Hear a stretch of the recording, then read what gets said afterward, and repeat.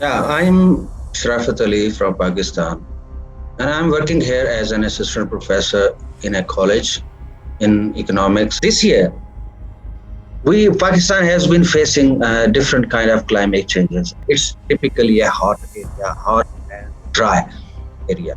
In general, the people don't have a drinking water there most of the times, and they depend on the river. But when it comes to end of the June and the start of July, the devastation started and it didn't stop actually. Whenever that mountain area, the rainwater flowed towards the river, and everything it got it in, you can say, on the way. It devastated the everything. Most of the people died, and some of them were sleeping actually at that time. It was the night time, and in the morning, most of the people could understand what happened to them. In the initial, it was very shocking for the governments too, even for the provincial government, national governments, and also the local governments. They couldn't understand what's actually going on. Actually, stories started from the social media. The people just posted their videos, whatever they were feeling at their time, and then people started to reach them, and the government agencies. Then it took a couple of days to understand what's going on in this situation. But the loss was very high. In 2022, we have the flood. The more devastations, more destructions, and more lives we lost because of that flood that caused due to heavy rain.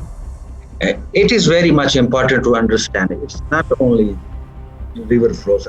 If the river is flowing very high, it may be some reason because we have it's normal. Water in all the rivers in Pakistan flows from the north to east, and we have some flooding problems everywhere. Maybe it is sometimes it is small and sometimes it's heavy. But this time, it's the heavy rain, unprecedented heavy rains in this region. It was very much scary for these people who were living in that area because they never saw such things before in their history. It was very difficult for the government or the agencies to rescue the people. Um, and they tried to reach the people, and after some couple of days, they did so. But there were so many devastations, so many schools has been demolished, so many houses, the towns actually, the whole towns were going to people, and the most one of the most affected area was the livestock actually. In that region, people most of the times depend on their livestock because this is one of the major source of their living. So it was also devastated. Everything happened in so fast time. It took time for the governments and the peoples to understand what is actually happening. So it has heavily affected the crop fields and the land area covered. The almost 33% of the area of Pakistan is right now is very much flooded, and most and about 1,200 people have been died until now. So it is very devastating situation in Pakistan right now. It's very scary actually. So I teach in a college, and my college is also now the people are living. We have located them to they have displacements. There are so many displacements in the region. So we have the government had set up some government buildings in the dry areas for the people, the flood affected. And the people are also living in the my college buildings. Right now, they feel devastated. They are in traumas. Most of the people I tried to talk to, they couldn't talk actually. They just started crying. They lost everything. They say, and I have also talked to some people whose family members had died due to this, and it's very much devastating. Right now, we have a food problem. Yes, we have. It's not only right for right now, but it would be for the food security problem. But it would prolong maybe for 6 months and in a 1 year, because if we have a flooded water in the region, we cannot sow any crop in there. So rehabilitation of the people, the rehabilitation of the infrastructure, the rehabilitation of the schools. It's not only about food. Rehabilitation of the provision of medical facilities. In this emergency condition, it's very hard for even for the government provide everything to the people. We are facing shortage of food here. We are facing shortage of medicine here.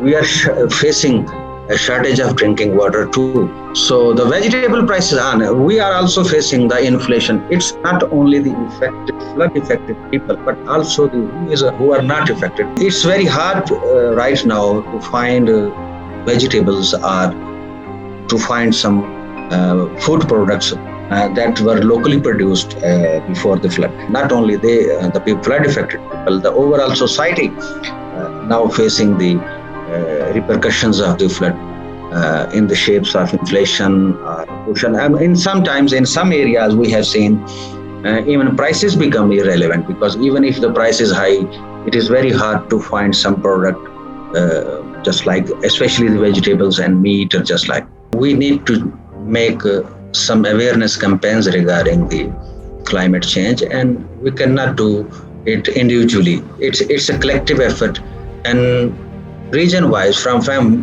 person to person, family to family, community to community, city to city, and area to area, we need to develop such kind of relationships or some kind of campaigns that can help people to understand or to make people understand and the climate change is a reality. Still, the effort should be made on these grounds so that it can be helpful, not for now, and for the future and future generations to come. So this is the time to have action. And in this regard, you were saying about the technology. Yeah, it's always the emergency alarming systems. There must be installed in all parts of the regions. It's not about only rain or floods. It's also about the heat waves that you can predict. It's also about the water shortages, water conditions in different areas. What will we have? So we need some serious studies and evidence policy so that we can address the real problem that we are facing. First of all, we need to realize it is a problem. And climate change is a reality now, and everybody has in the world have in one way or the other affected by the climate change. First of all, I would like to change my environment where I live. It's just like I need more vegetation in my area, more plantations that we don't have right now. Not too much, that we must have. The first thing is this. The second thing is the best education, and not education from the past, but it for the future. And the health facilities. So it's not about we just treating the people. If they get sick, we just medicate them now. It's just like about prevention too. So if we cannot do this without a good education, actually, if we have a good environment and a good education, awareness, it would be very easy to get and it's just like a roadmap we have. The other thing is the infrastructure. So we need to develop such infrastructure. It's not about building the roads. It's about building a road that can sustain for long. It's not only a one solution. There are so many solutions and so many actions, but these actions must need to be integrated with each other. So in this way, I guess we can achieve some objectives to deal with the menace of climate change and global warming.